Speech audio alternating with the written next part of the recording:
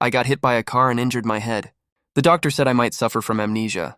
Jokingly, I asked the girl who was by my bedside who she was. She paused and said we were just ordinary friends. I stared at Gabriela, who sat beside my bed, and uttered the words, ordinary friends, with a cold, distant expression as if she wasn't joking. The words gotcha got stuck in my throat, and I could only look at her in silence. I thought that if the doctor hadn't called her, she probably wouldn't have shown up at the hospital, but I didn't question her. Instead, I hesitated for a moment before forcing a nonchalant smile. "Is that so? That's really kind of you." She responded with a cold, as if I was wasting her time. She looked down, turned on her phone, glanced at the screen, and said, "Now that you're awake, I'll head out. I've got work to do." Before I could react, she stood up ready to leave. As she reached the door and pulled it open, perhaps driven by a sliver of conscience, she turned around and advised me, "Rest well." The smile on my face faded as soon as she closed the door behind her, leaving me expressionless. No one knew Gabriela and I were in a relationship. We were college sweethearts, and after graduation we moved to the South together, joining the top marketing firm in South City. We were young then, but we knew office romances were frowned upon, so we tacitly agreed not to mention our relationship to anyone. 4 years later, we both got promoted to business managers, each leading separate teams in direct competition. At that point, there was even more reason to keep our relationship hidden, so we kept it a secret ever since. I had hesitated and asked her if we should make our relationship public, considering there wasn't a specific company rule against it. But she always brushed it off absent-mindedly. I wasn't even sure if we were still a couple. But today, I got my answer. The doctor told Gabriela I might have temporary memory loss, but assured her I'd recover soon. Even in such a confusing situation, she still said we were just ordinary friends. She probably wasn't afraid of being questioned when I remembered. She didn't even care if I was truly amnesiac or just joking. She probably wanted to break up a long time ago. After all, if we didn't break up, how could she openly pursue Diego? A man's intuition is often sharper than radar. In fact, the feelings between Gabriela and me had already cooled off long before. We'd been together for too long, from our sophomore year in college until now, 7 years in total. We knew each other as well as the lines on our palms, so any change in her behavior couldn't escape my notice. The signs probably started when a new intern joined her department. He was tall and handsome, named Diego. His last name was Lee. And the HR who managed employee records once gossiped to me that under the father's name section of his application, he had written Pablo Lee, the owner of our company. A wealthy second-generation heir working in his own family's business. At first, Gabriela explained her extra care towards Diego like this. "It wouldn't be wise to offend him. And he's just a childish guy, not my type at all. You're overthinking it." I silently accepted her explanation. Later, I wasn't sure if she didn't take me seriously or just didn't bother hiding anything from me. Within 2 weeks of Diego's joining, I logged into her long unused music account, intending to find some background music. I discovered that she and Diego were following each other, something I found strange since she hadn't listened to music in years due to her busy schedule. This account was one we used in college when we used to listen to music together, amassing 8,196 hours of shared listening time. She had even created a playlist named after me, filled with love songs that reminded her of me. Songs by my favorite artists, songs I'd shared on social media, and songs she listened to during our long-distance relationship over winter and summer breaks. When I checked, I found she had deleted that playlist. In its place, her recent listening history was filled with Korean pop songs, something she wouldn't typically be interested in, but that Diego frequently listened to. We worked in marketing, so I convinced myself she was just trying to keep up with current trends among young people. Maybe I was just overthinking things. So I quietly logged out of her account without saying a word. I'm not one to make a fuss without concrete evidence. After all, the person who remains at the table until the end is always the one with the fewest words and the calmest expression. Of course, her coincidences with Diego didn't end there. In early February, she led her project team on a new assignment. At that time, I was leading my team on a different project in another city, and I occasionally heard that her project involved dealing with a very difficult British client. After a long day of work with no time to eat, I called her to ask about the project's progress. She didn't answer, probably busy, so I sent her a text. She never replied. Later, I saw a group photo she posted on social media with Diego standing beside her, flashing a bright smile and giving a peace sign. It seemed the project was going smoothly. Her caption read, "Know yourself, Know your enemy. Diego posted a similar picture with the caption, "Victory in every battle." I clicked on their profiles and noticed they had even changed their status messages to these phrases, as if they were sharing a secret code, an understanding that only they had within the project. Since she hadn't returned my call or text, yet commented on Diego's post with, "Eat quickly, take care of your stomach," I rubbed my own growling, slightly aching stomach and turned off my phone. This was the second time I chose to tolerate her behavior. I was discharged 3 days later after the doctor confirmed I was fine. That day, I didn't receive a single message from Gabriela. However, she did send a bouquet of flowers. Holding the cappuccino-colored flowers, I decided to give Gabriela one more chance. I sat in the hospital corridor and called her. It took a long time for her to answer. I gently asked, "Gabriela, I'm being discharged today. Do you have time to pick me up?" We tacitly avoided mentioning amnesia and ordinary friends, as if those words had never been spoken. She didn't respond immediately. After a moment, she said, "I'm sorry, Daniel. I'm really busy and can't get away. Should I call a car for you?" "What are you busy with?" I asked calmly. She paused, probably surprised. I was usually considerate, rarely pressing her so sharply for answers. I knew our first project had just wrapped up, and this was the quietest time for both of us. Yet she claimed to be busy. She didn't reply. I sighed and hung up the phone. A woman's love or lack of it is often painfully obvious. I remember when we had just graduated and started working. One night I suddenly had a severe bout of gastroenteritis at 3 a.m. Before losing consciousness, I managed to call her. When I woke up, I found her sitting by my bed, her eyes red. One foot was in a slipper, the other in a sneaker, both left-footed.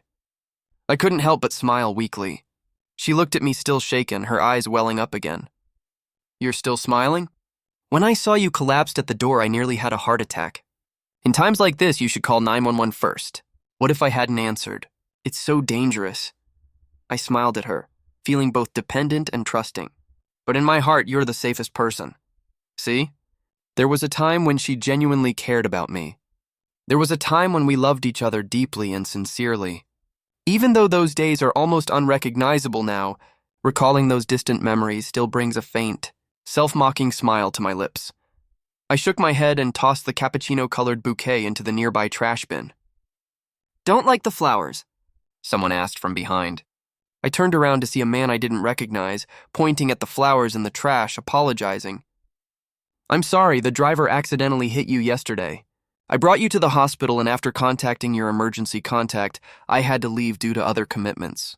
These are a discharge gift, and I've already covered your hospital bills. I apologize for the inconvenience. If there's anything else you need, please let me know." I laughed to myself, realizing that even the flowers were from a stranger. I looked up and apologized politely. "I'm sorry, I thought they were from someone else." Inwardly, I sighed. I've always been a reasonable and well-mannered person, but being well-mannered doesn't mean I'm weak or easy to take advantage of. It's clear that Gabriela and I are truly over. When I returned home from the hospital, Gabriela was already there. When I opened the door and walked in, she was sitting on the sofa. The TV was on, playing a variety show she wasn't interested in, and she was holding her phone, smiling faintly as she chatted with someone. The soft glow from the phone screen cast a gentle light on her face. I couldn't remember the last time I'd seen that kind of soft smile on her face. I paused at the door, and she was so engrossed that she didn't hear me come in until I softly called her name. "Gabriela." She quickly wiped the smile off her face and looked up at me, startled. My eyes fell on her hands. She instinctively locked the phone screen and placed it face down on the sofa, looking at me with a mix of surprise and confusion. "You're discharged?" I finally allowed myself to smile, at her and at myself. I looked at her calmly, speaking softly but with a detached tone. "Let's talk." Our breakup was surprisingly peaceful. We're both very composed people, and the entire process didn't take long. We're mature adults who value appearances, and everything was laid out clearly. There really wasn't much to discuss. We both understood without needing to say it. After I said let's break up, she didn't ask why. She just stayed silent. I think she felt a sense of relief at that moment. After a while, she finally said, "I'm sorry." I didn't accept her apology. I simply and calmly made arrangements for what would happen after the breakup. My tone was steady and I didn't appear sad. My demeanor surprised Gabriela. When I suggested she move out soon, she suddenly interrupted me, asking, Daniel, you don't seem sad at all. She furrowed her brows slightly, her gaze fixed on my face, scrutinizing me with focused curiosity as if she didn't understand. Women can be such ironic creatures. Even if they no longer love you, even if the breakup is exactly what they've been longing for, they still feel dissatisfied seeing you so calm and composed. Maybe in her mind I should be crying and begging her to stay, so she could feel a small sense of satisfaction amid her annoyance. I looked up at her, my expression neutral. I didn't tell her I had already been through my sadness. When she didn't reply to my messages but commented on Diego's latest post. When she deleted the playlist she had created for me just to listen to Korean pop songs with Diego. When she told me we were just friends while I pretended to have amnesia. When she was immersed in that ambiguous adult game of push and pull with Diego, thinking I wasn't aware. I had already grieved. To me, Gabriela was like a benign tumor growing inside my body. It wasn't fatal, but I knew that if I let it go, it would slowly turn malignant, gradually eroding my health and vitality. There was nothing to fear. I just needed to cut it out while it was still benign. The pain would be temporary, but eventually I would heal. Before Gabriela finished packing and left, I calmly asked her one last question. Gabriela, did you lose interest in me because Diego is Pablo's son, or simply because he's just him? She stood by the door, turning back to look at me with the same beauty and grace she had when I first met her in college. Her pretty face had matured from its youthful innocence into a calm and composed elegance. I had always thought she was still the girl who blushed while awkwardly confessing to me on the playground. But at that moment, I suddenly realized that somewhere along the way, she had transformed into an adult who weighed the pros and cons in the depths of ambition. She paused before finally saying, Daniel, people always want to reach higher. Her words made me chuckle softly, but I respected her for being at least 70% honest. I looked at her and smiled sincerely. Gabriela, I wish you success in your climb to the top. May you achieve all that you desire. Her eyes lingered on my face with a faint hint of regret hidden in their depths, but that regret was probably insignificant compared to her ambition. Finally, she sighed and said, Daniel, don't hate me. I didn't respond to her. The downside of an office romance is that even after a breakup, you can't simply move on and forget each other. No matter what, people still have to go to work. When the taxi stopped downstairs at the company, I saw Gabriela and Diego. They weren't alone. There were other members of their team as well. It was lunchtime, and they were probably heading out to eat together. Diego was lively, his face lit up with a bright smile. He was facing Gabriela with his back to the street, gesturing animatedly as he spoke. Gabriela had a smile on her lips, her eyes gentle as she watched him. She kept an eye on the crowd and the street behind him, pulling his arm to steer him away from bumping into people. It was both familiar and unfamiliar. After our breakup, she looked so happy. I stayed in the car watching until their figures disappeared into the Hong Kong-style tea house downstairs before I looked away. The driver in front gave me a curious look and asked, Are you secretly in love with that pretty girl? I smiled and explained, She's my ex-girlfriend. The driver's expression instantly changed from curiosity to awkwardness, as if he wanted to comfort me but didn't know what to say. I kindly added, It's fine. It doesn't affect me. When I entered the company, Bella was delighted to see me and hurried over saying, Daniel, you're out of the hospital. Honestly, you should have let us visit you. I smiled and replied while walking. It was nothing serious, and besides, I'm fine now, aren't I? How's the review of the Hong Kong case going? She followed me back to my office with the printed materials in hand, passing me a stack of documents before glancing around the office. Seeing that there weren't many people around, she leaned closer and whispered, Daniel, don't look at the data yet. I have something I want to tell you. I put down the documents and looked up at her. There was a hint of frustration on her face, and she said, Daniel, you know that Albert is going to take over the Nanjing branch next month, right? We've all been talking about it, and it seems like the director position he leaves behind will likely be between you and Gabriela. Over the years, the two of you have been equally matched in performance. I'm not trying to gossip, but based on merit, whether it's you or Gabriela who gets the promotion, we'd all be convinced. But, she hesitated, biting her lower lip as if struggling to speak. I smiled gently and said, It's okay, it's just the two of us. Go ahead, she paused before finally whispering. But a few days ago I saw Gabriela and Diego hugging in the break room. The fact that Diego is suspected to be the son of our boss Pablo isn't exactly a secret in the company, which is why Bella was so upset. She probably felt that Gabriela would have an unfair advantage. As I rolled the edge of the document in my hand, I suddenly felt like laughing. So while I was in the hospital wondering what Gabriela was doing with no word from her, she was having an affair with a rich second-generation heir. But that's not surprising. I laughed at myself and reassured Bella, "It's okay. Personnel appointments are decided by the higher-ups. We just need to do our jobs and let things take their course." Bella sighed, and I lowered my head to continue reviewing the data. When Gabriela knocked on my office door, I was quite surprised. After all, in my mind, although our breakup was amicable and didn't end in a fallout, that only meant I was a decent person. It didn't mean that Gabriela and I could chat casually and pretend to be normal colleagues. Unless necessary, I thought we'd both avoid any private communication, until I understood why she came. She stood in front of my desk, her gaze coolly fixed on me. After a moment, she said, "Daniel, I thought you would resign." Her tone was a mix of persuasion and warning. "Daniel, we've been together for 7 years. Don't say I'm being ruthless, but when Albert goes to Nanjing next month, one of us will be promoted to director to fill his position. If I were you, I would start planning ahead and find another way out." I looked at her, understanding her meaning. She was certain she would get the position and was advising me to resign. Otherwise, once she became the director, and with the boss's son as her boyfriend, she'd likely force me to leave to avoid any gossip. Her warning was her kind way of advising me to make other plans. I can accept a woman's fickleness and change of heart because emotions are not something that should be tested, but I didn't expect that she would lose even the last shred of humanity. I looked at her as if she were a stranger and said the first curse word that came to mind.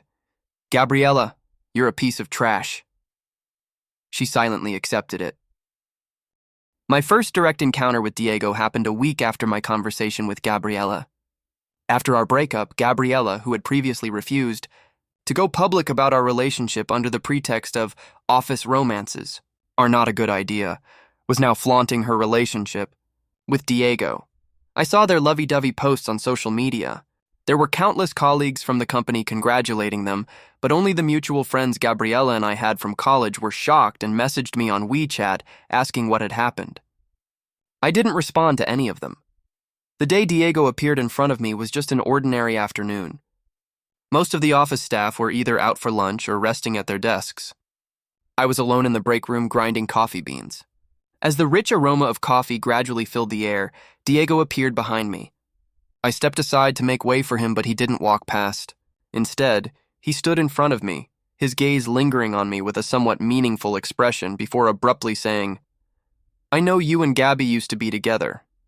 Gabby. How sweetly he called her. He had a baby face and was shorter than me. I looked down at him calmly, raising an eyebrow in slight confusion. He looked up at me, his eyes slowly scanning my face, and when he didn't get the reaction he was hoping for, there was a hint of disappointment in his expression. After a pause, he continued, "I saw that playlist she named after you. You two weren't very good at keeping your relationship a secret." I remained silent, patiently waiting for him to finish.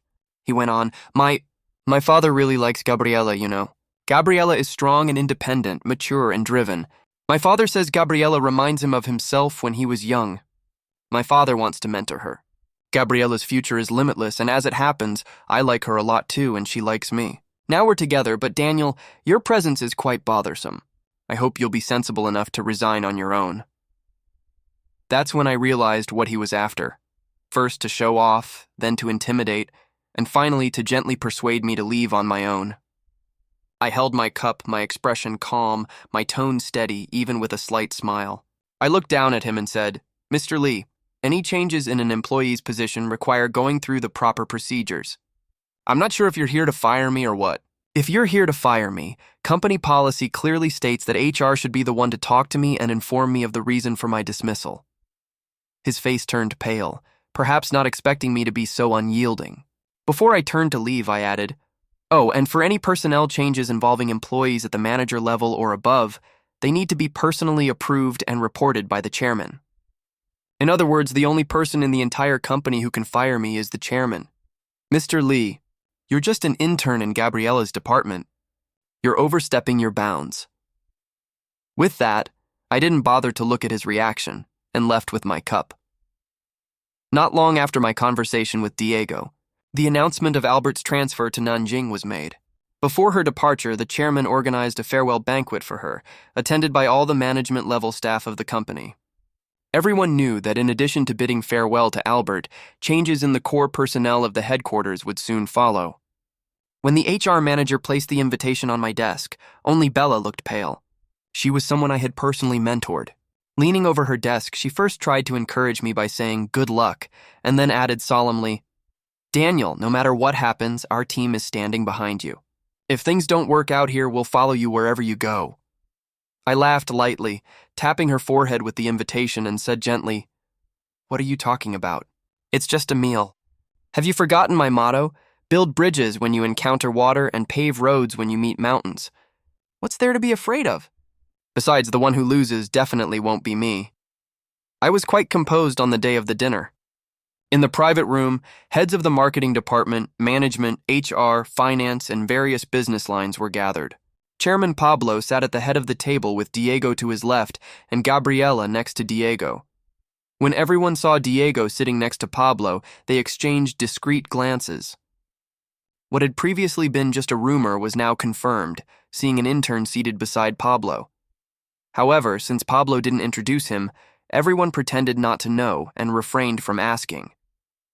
I sat properly beside Sister Bai from the finance department, eating, drinking, socializing when necessary, and staying silent when appropriate. No one discussed business matters. The dinner's focus was on Albert. The theme, aside from reviewing her contributions to the company, was to wish her success in the Nanjing branch.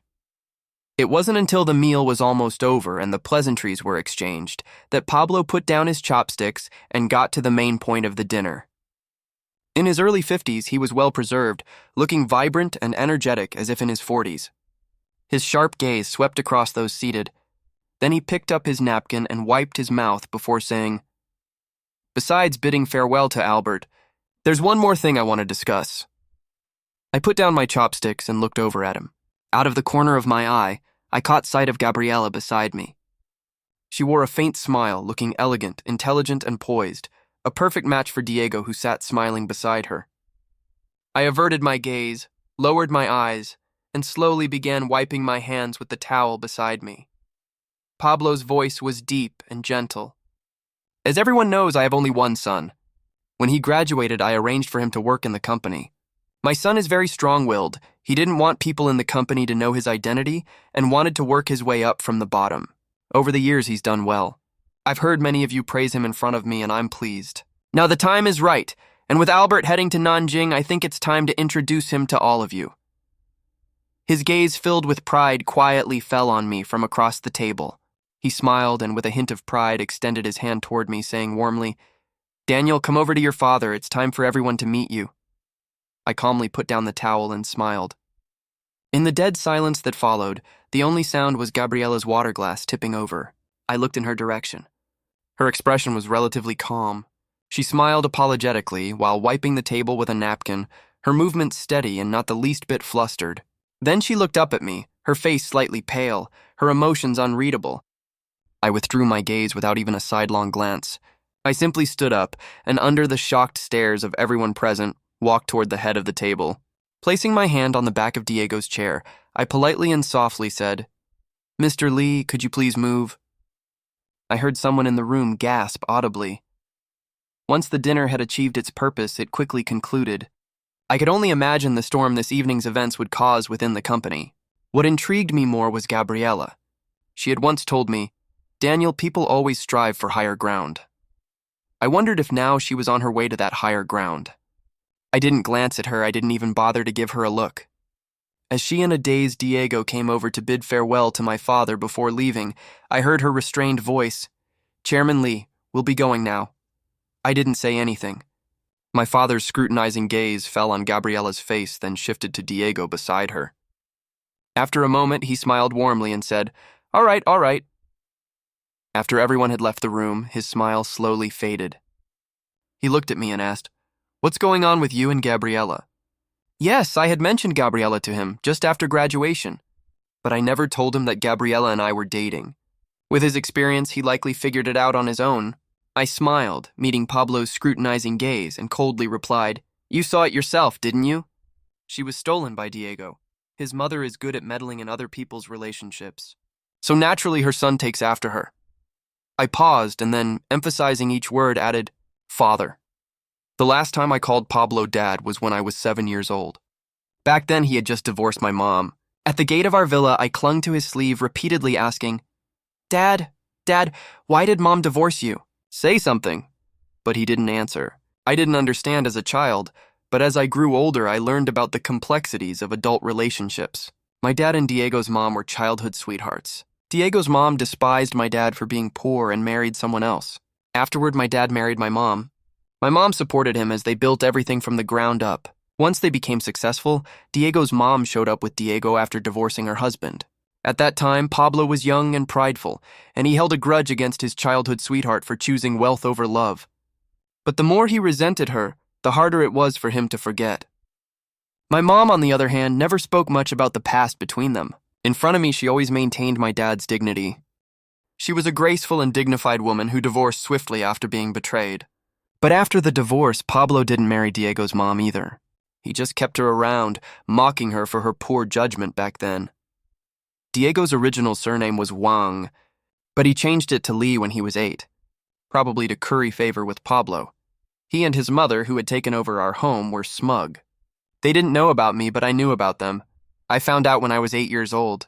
I had secretly returned to the villa without telling my mom and saw Pablo celebrating Diego's birthday. He was holding 10-year-old Diego in his arms, with Diego's mother standing beside him. All three of them were smiling as if they were a real family. After that, I never called Pablo dad again, and we rarely saw each other. Gabriela only knew that my parents were divorced and that I had taken my mother's surname, changing my name to Daniel Moo. Later, when I graduated, Pablo offered me a job at his company. His exact words were, "All these years I haven't had any other children, only you. Doesn't your mom understand that? You're my biological son. The business your mother and I built, who else would I give it to if not you? That aunt of yours has always wanted her son to come to the company to learn, but I've blocked it every time. Daniel, your father knows what he's doing. My mom was a proud and noble woman. When she divorced Pablo, she only took what was rightfully hers and nothing more. I'm not like her. Why should I give up what's mine? The more it displeases others, the more it pleases me. So after graduation, I joined the company with Gabriela, starting from the bottom of the core business department and working my way up. Pablo knew about Gabriela, paid attention to her, and praised her as young and promising, saying her future was limitless, only because I had mentioned her to him before. My family's relationships were complicated. I had originally planned to explain everything to Gabriela when the day came for Pablo to make it public. But she gave me a surprise instead. Pablo looked at me, and for the first time, I saw a weary, tired expression on his face. He sighed and said, "It's my fault. I've wronged you." I chuckled softly. Just a man being a man. I suddenly remembered what Diego had said to me in the break room when he tried to intimidate me. He said Pablo thought Gabriela was a lot like him when he was young. I guess they are quite alike in their ruthlessness and their tendency to burn bridges after crossing them. Oh, and they both lack good judgment. I returned to the company 3 days later. By then, the shocking news had been digested by everyone. When I came back, everyone's expressions remained unchanged, treating me as usual. No one crowded around to ask questions. They just smiled a bit more warmly than before. These were all seasoned professionals who knew how to strike the right balance. This allowed me to breathe a sigh of relief, and my demeanor remained as usual. Only Bella was upset with me, complaining about how she had worried for so long, only to find out I had been playing dumb all along. I finally appeased her with a seafood dinner. As she picked at a lobster claw, she asked, "You're the real rich young master, so what is Diego?" I didn't hide anything from her and briefly explained the situation. She looked shocked. Oh my God, I can't believe there are people so shameless in this world, pretending to be the boss's son to fool everyone. That's disgusting. Daniel, while you were away, a lot of people were gossiping with me. Can I tell them about this? I really can't stand Diego's arrogant attitude. If it were true, fine, but it turns out he's just a fraud. I don't know what he's so smug about. I peeled a piece of lobster meat and with a smile casually said, "It's not really a secret. If someone asks, go ahead and tell them." I didn't underestimate Bella's influence. By the end of the afternoon, the whole company knew the truth about Diego. When I went to the finance department to get the project budget approved, I saw Diego standing in front of Sister Bai's desk. Sister Bai frowned, pointing at the expense reimbursement form, and asked Diego, "Why are you charging the company for a bag you bought? This reimbursement won't be approved. I suggest you review the other reimbursement items more carefully. Don't try to charge personal items to the company account." His expression turned somewhat unpleasant at her words, and he grabbed the reimbursement form from the desk. Before leaving, he shot me a nasty glare as if I had put her up to it. I didn't say anything. Since Pablo revealed my identity, I started getting involved in all the company's departments. This way I could gain a clearer understanding of the company's overall development. Of course, Gabriela didn't get promoted to director, and for now, Albert is still remotely overseeing things from Nanjing. After I moved up, my managerial position became vacant. Bella still needed more experience and maturity, so we brought in a business manager from another large company to replace me. Once the personnel changes were confirmed, many colleagues sent me congratulatory messages via WeChat or text. Only 2 people were exceptions. Whether out of guilt or something else, Gabriela and Diego had been avoiding me since I returned to the company. But there was really no need. My time and energy were limited, and with all the company matters I had to get a handle on, I didn't have the time to pay attention to them. Besides, bridges are bridges and roads are roads. We were never on the same path, but they probably didn't see it that way. Diego was the first to confront me again in the empty break room with the same coffee beans. But this time, his expression had changed from arrogance to anger. Standing behind me, he spat out, "Hypocrite." I ignored him, so he continued, "Your mother pretended not to care about anything when she walked away, saying she'd never have anything to do with the Lee family again. I thought you two didn't care about the Lee family's assets, but it turns out you're just hypocrites. You act all detached and above it all, but in reality, you're fighting to come back. If you really were so noble and didn't care, if you really looked down on my dad's assets, you should have stayed far away. All talk, but in your hearts, you're hypocritical and disgusting." His words made me laugh, and I actually did laugh out loud. I don't enjoy dealing with unintelligent people, especially Diego. Bella had once asked if I had plans to deal with Diego, and while it might sound unbelievable, I hadn't really thought about it. Because as long as he stayed in the company, there would naturally be others to make his life difficult. The one who would suffer wouldn't be me. Other than the little bit of attention he got from Gabriela, I had never considered him a rival. He simply wasn't worthy. I looked at him, my gaze gentle as if watching a clown perform. "Diego, stop saying such stupid things. Look at you, so agitated and upset. All I did was take back what's mine, yet you're acting like I've taken a piece of your heart. If I were you, I'd go home and tell your mother to come up with new ways to win over the old man. It's really pathetic. After all these years of you and your mother trying so hard to please and flatter Pablo, all you've got is a meager monthly allowance, not even a house. But don't worry, now that I'm taking over the company, your and your mother's allowance won't be cut off. Consider it your well-earned reward for keeping the old man happy." His face turned from green to purple, then finally pale as he listened to my words. Then, as if he had thought of something, his mouth twisted into a smile, as if he'd found a weapon to use against me. "I can't out-talk you, but Daniel, I'm not left with nothing. The girlfriend you loved for 7 years is still mine, isn't she?" I didn't even lift my eyelids. "Trash belongs in the trash can. If she's yours, then she's yours. What's there to brag about?" I think Diego chose Gabriela perhaps because he liked her, but maybe also because in his eyes, Gabriela was the youngest manager in the company's leadership, and Pablo favored her. He might have believed that Gabriela's future went far beyond a department director. He needed to establish himself in the company, and Gabriela was his best ally. In a way, Diego and Gabriela are quite a match. They both put up a facade, using each other to climb higher, only to end up with nothing, deeply disappointed. It's funny when you think about it. After I finished speaking, I was truly tired of the conversation. With a patient yet firm tone, I looked at him and said, "This is the last time I'll be this polite to you, Diego. I hope you have enough sense to keep a low profile in the company. Otherwise, I guarantee I won't always be this good-tempered." His eyes filled with tears at my words, but I wasn't Gabriela, and I didn't have any pity for him. I stood there smiling as I watched the tears well up in his eyes and thought to myself how pleasing they were to see. Gabriela's resignation didn't surprise me. I couldn't think of a reason for her to stay. All her resignation procedures followed the normal process. I didn't intervene until all the steps were completed. On her last day at the company, for some reason she sent me a message asking if we could talk. I didn't know what there was to talk about between us. The night Pablo revealed my identity, she had also called me saying she was waiting for me outside my apartment. Coincidentally, Pablo had asked me to stay at the main house for a few days to go over the company's relationships with him. I didn't go back to my apartment, nor did I reply to her message. After that, she wisely didn't bother me again. Perhaps because this was the final farewell, even though I didn't respond to her message, she still came to find me. I had always admired a certain calmness in her demeanor. Maybe it's a trait all successful people have, the ability to pretend as if the betrayals between us never happened. She was so composed that it made me doubt whether my memories were accurate. Her expression was indifferent, revealing little emotion, and she even smiled as if we were old friends. Standing at the door, she asked, "Shall we talk?" I stayed silent as she walked in and handed me a cup of coffee. I took it, and we stood side by side in front of the large floor-to-ceiling windows. Night had fallen, and the city's skyscrapers were ablaze with lights. Looking out through the clear glass, it felt like we were standing amidst the stars in the Milky Way. I heard Gabriela sigh beside me. "Do you remember when we first started working here?" That was nearly 5 years ago, 2 fresh graduates standing in a similar high-rise overlooking the city lights.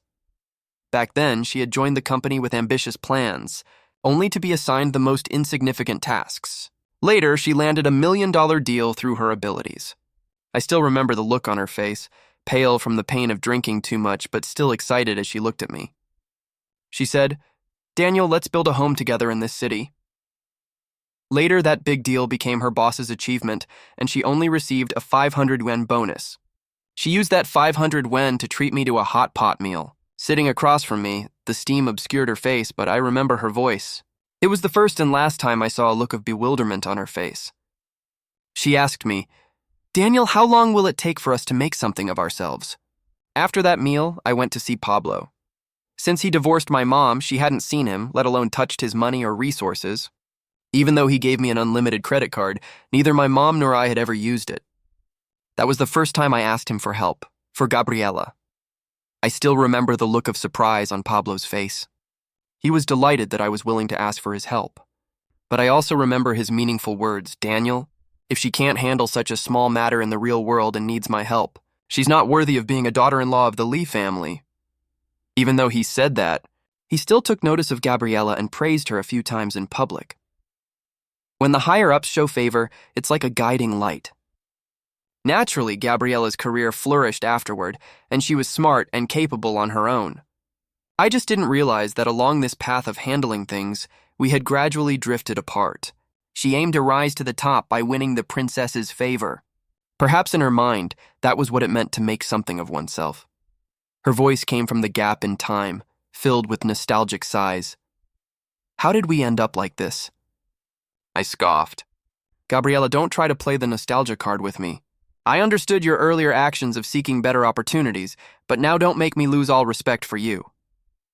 She laughed too, turning her head to focus on me. She didn't continue speaking, but after a while the smile on her lips faded bit by bit, and she looked at me with a serious expression. "Can we not even be ordinary friends, Daniel? I betrayed you and you hid things from me. Doesn't that make us even?" "Gabriela," I sighed, looking back at her with indifference. "I don't know what you mean by even." "When you say even," I asked, "are you basing it on the fact that I'm Pablo's son? Did you really never think about it? If I weren't Pablo's son, what would my situation be now? I watched you and the chairman's son carry on your affair, flaunting your love, while I, under your influence and pressure, had no choice but to resign. According to the non-compete agreement, I wouldn't even be able to work in the same industry. All the years I spent accumulating experience, all my hard work, all my struggles, would have become nothing more than stepping stones for you and Diego to walk on. When I was wandering the streets, lost and broken, I imagine you and Diego were enjoying the best life had to offer in some high-rise downtown, right? Gabriela, now you're telling me we're even. Do you really think there's a way for us to be even?" Finally, I looked at her pale, dazed face and smiled slightly, distant and indifferent. I politely said, "Gabriela, there's no even. You owe me and you'll owe me for the rest of your life. I'm not planning to be magnanimous and forgive you. Ashes to ashes, dust to dust. If we meet again, we'll just be strangers." After that, I didn't waste any more time talking to her. I glanced at my watch and politely said, "It's time for you to go." Gabriela's departing figure was unsteady. Over the years, I had rarely seen her looking so defeated, but this was the path she chose. Later at an industry summit, I ran into Gabriela once or twice. By then, I had already taken over Pablo's position and was treated like a star wherever I went. She stood on the outskirts of the crowd, starting over from a new company, at a new beginning, slowly climbing up again. She didn't even have the qualifications to speak to me. Later, during a meal with Pablo, he casually mentioned Diego's relationship, saying he had been swindled out of money and affection, calling him brainless. I don't know when Gabriela and Diego broke up, but it's no surprise that two people who came together out of interest eventually parted ways for the same reason. I held my teacup, gazing at the garden in full bloom. Spring had deepened in April. It was already another year gone by. The past had long been left behind. Overcome numerous challenges,